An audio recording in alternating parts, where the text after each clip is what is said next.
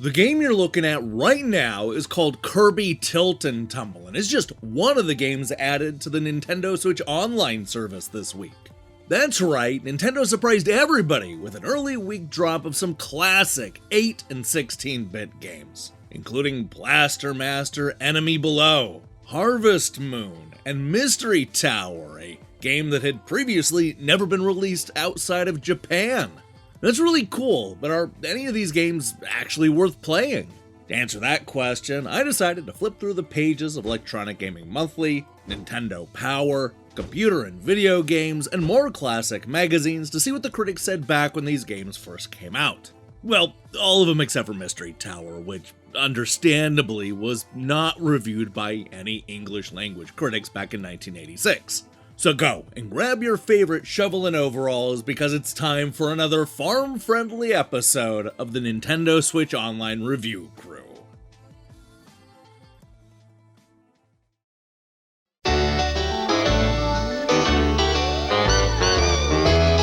Everybody's got a colorful side. Here's ours. Lots of new color games for Game Boy Color, like Tetris DX, Wario Land 2, Zelda DX, Looney Tunes Carrot Crazy, Quest for Camelot, and there's R-Type Plus, Super Mario, and Conker's Pocket Tales. All bring Game Boy to a whole new level.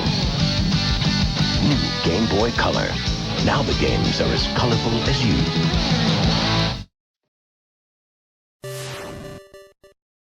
When Blaster Master was first released on the Nintendo Entertainment System 35 years ago, it was a breath of fresh air. In a world where most games were either side-scrolling platformers or overhead shooters, Sunsoft's 1988 action game dared to be both. And you know what? It worked, with both critics and fans falling in love with Jason and his versatile tank Sophia III.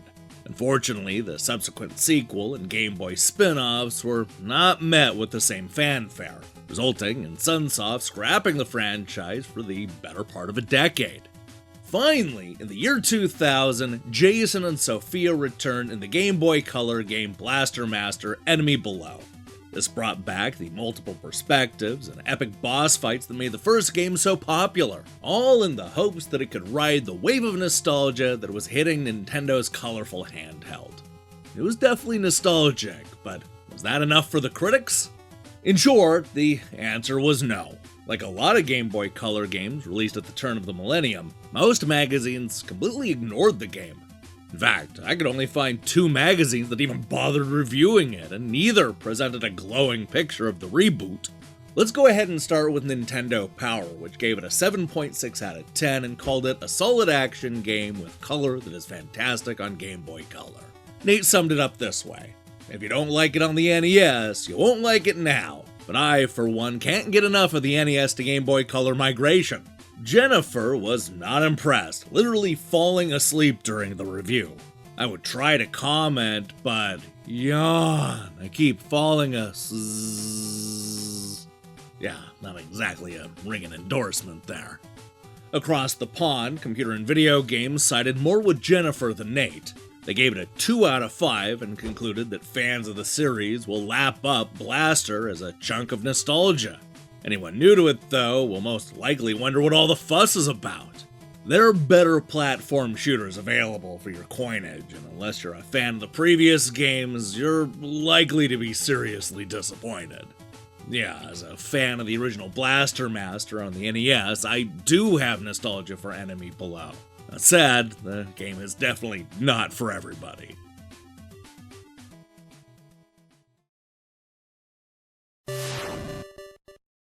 With dozens of sequels, updates, re-releases, and spin-offs, getting into the Harvest Moon series is a bit daunting. Where do you even start? Well, perhaps you begin with the 1997 Super Nintendo game that started it all. Harvest Moon is a bright and colorful farming simulator where you tend to the crops and feed the animals, all while foraging for items, exploring your surroundings, and getting to know the townspeople. It's a simple concept with a lot of activities that prove to be extremely relaxing, which is just one of the reasons why this franchise has endured for so many decades. But forget the longevity, the real question is, did the critics see the series' potential from the first game? When it comes to Electronic Gaming Monthly, the answer to that question is definitely yes. Earning an average score of 8.1 out of 10, the review crew was largely impressed with this unusual role-playing game. Dan summed it up this way: Sim Farm meets Zelda? Perhaps, but Harvest Moon wins my vote for the most refreshing and original concept to come out in quite a while. SushiX called it a sleeper hit, with an offbeat quest surrounded by a familiar interface. The farm quest will turn off skeptical users, but once you give the game a try, you'll quickly become immersed in a true adventure that is hard to break away from. Nintendo Power wasn't nearly as sold on Harvest Moon as EGM, giving it a score of only 3.7 out of 5. They said that Harvest Moon may sound a lot like PC simulations like Maxis' Sim Farm, but the RPG elements really add something. This is not an economic sim, but rather a race against time, the weather, your own learning curve, and events. They liked the involving, task-oriented play and all the fun hidden stuff, but they did complain that it wasn't for action fans. That's right, their biggest complaint was that this farming simulator isn't an exciting action game. It's a lot like saying that Street Fighter 2 is bad because Final Fantasy fans might not like fighting games. Good grief.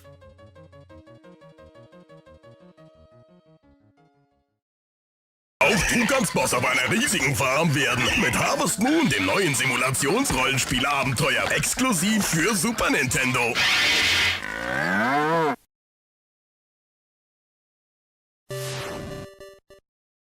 Having mastered the art of making 2D platformers, Nintendo found itself looking for a unique way to shake up the formula and bring some freshness to their aging franchises. That brings us to the 2001 game Kirby Tilt N Tumble, an overhead action game that uses the cartridge built-in accelerometers to move Kirby around the labyrinthian levels. This meant that you'd need to physically tilt the system in order to move the pink hero around like a marble, something that proved to be both simultaneously fun and real frustrating. Now, the reviews were mostly positive for Kirby's Tilt N Tumble, though a lot of the critics felt like it was more of a gimmick than a good idea. Electronic Gaming Monthly ended up giving the game an average score of 6.2 out of 10, with Chris explaining that it would have been better if there was an option to play with a control pad. Its biggest problem is the tilt technology. You need to have the Game Boy under direct light to see what you're doing, but you have to tilt it for control, making it nearly impossible to play unless you're in an area flooded with light. Gene liked the game even less, elaborating on the problems. See, the point is now to play the game by tilting your Game Boy cover every which way, right? Well, what if tilting your Game Boy Color means the screen gets lost in a shadow or you can't see what the heck Kirby's doing? Try rolling Kirby straight down a narrow platform, Marble Madness style, without seeing where he's going to end up. You'll soon grow accustomed to hearing Kirby's screams as he fades into the void. Unless you have patience, night vision, or an undying adoration for Kirby, let a friend buy this game and just borrow it for those long road trips. As you might expect, the critics at Nintendo Power liked it a lot more than Electronic Gaming Monthly. Giving it an average score of 4 out of 5, Drew said that Kirby's innovative motion control and well-designed levels are a wonder to behold, but you'll have some difficulty beholding them without a perfectly positioned light source. Jenny explained that Kirby Tilt N Tumble is a refreshingly different way to approach handheld gaming. The only real pushback we saw was from Scott, who argued that there's a reason video games use controllers. Yeah, I'll tell that to the Wii. Believe it or not, the highest score actually came from Game Informer, who didn't seem to have much of a problem with the weird motion controls. Kirby Tilt N Tumble's brilliant gyroscopic control offers jaded Game Boy Color users something genuinely new. This game could have easily been a terrible mess, but the developers pull the experiment off with aplomb. The control will hook you, but the addictive gameplay will keep you coming back for more. They gave it an average score of 8.7 out of 10. Here's hoping the game is easier to play on the Switch than it was on the Game Boy Color.